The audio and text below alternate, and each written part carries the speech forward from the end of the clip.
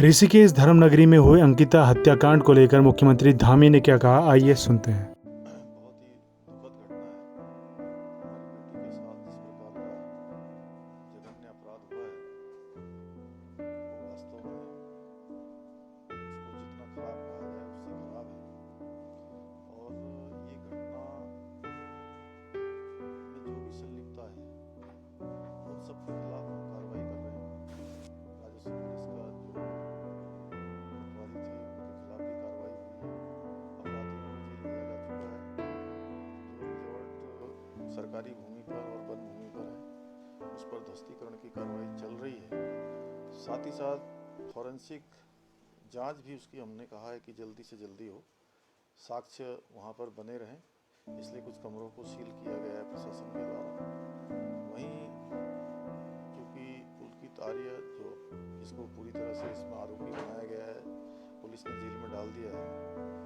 उनके पिताजी को और उनके भाई को जो पिछड़ा आयोग में उपाध्यक्ष थे उनको हटा दिया है।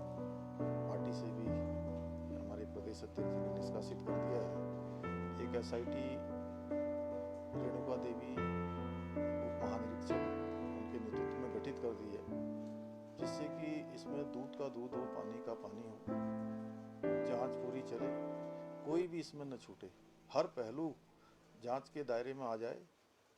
कोई भी कितनी भी दूर हो, कोई भी अपराधी हो, उसके खिलाफ कार्रवाई होगी और सख्त कार्रवाई होगी।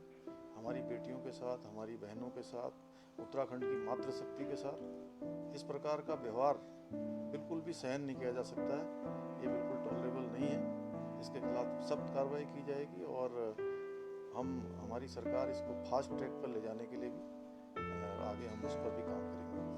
देखिए, उत्तराखंड की सरकार, उत्तराखंड का प्रशासन, चूँकि जैसे ही ये घटना हुई है, घटना बहुत दुखद है। सरकार के लोग भी, मैं स्वयं मुख्य सेवक होने के नाते इस घटना के बारे में पूरी तरह से हम लोग जो भी कार्रवाई हो सकती है उन सभी कार्रवाइयों को कर रहे हैं। और इसमें किसी को कतई भी संशय नहीं होना चाहिए कि कोई भी इस पर बचने वाला है। जहाँ संगठन के स्तर पर, सरकार के स्तर पर, पुलिस प्रशासन के स्तर पर पूरी कार्रवाई होगी। कोई इसमें बचने वाला नहीं है, किसी भी कीमत पर कोई छूटने वाला भी नहीं है।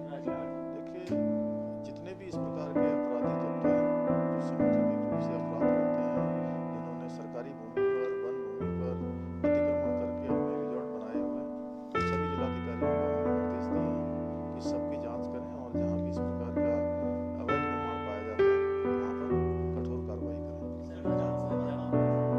विकास का मामला हो या अवैध निर्माण का मामला हो, अब उत्तराखंड में ऐसा समय आया गया कि जहाँ निर्णय होंगे और निर्णय धड़ाधड़ होंगे, उस पर कोई रुकावट नहीं होगी किसी के कारण से। जो अच्छे निर्णय हैं उन पर कोई रोक नहीं लगेगी, तुरंत तात्कालिक रूप से क्योंकि जब से विधानसभा की भर्तियों के बारे में बातें उठनी शुरू हुई कि इसमें पारदर्शिता नहीं अपनाई गई है, जो नियम है उसके विरुद्ध नियुक्तियां की गई हैं, हमारी पार्टी का भी स्पष्ट मानना है, हमारी पार्टी की एक नीति है, नियत है, एक सिद्धांत है कि कहीं पर भी अगर कुछ गलत होगा तो उसके खिलाफ हम लोग कार्रवाई करेंगे और जो खराब होता है उसको ठीक करेंगे।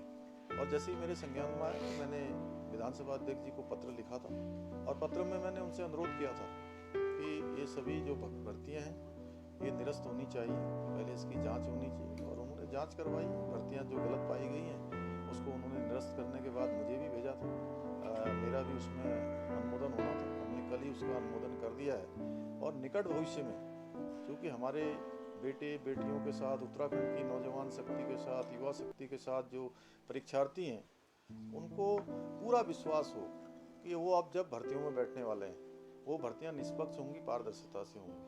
क्योंकि जो गरीब का बेटा है, गरीब की बेटी है, जिसके पास साधन नहीं है, संसाधन नहीं है, उसके पास अगर सबसे बड़ी चीज़ कोई है तो पढ़ाई लिखाई है, क्योंकि उसके अलावा वो कुछ नहीं कर सकता।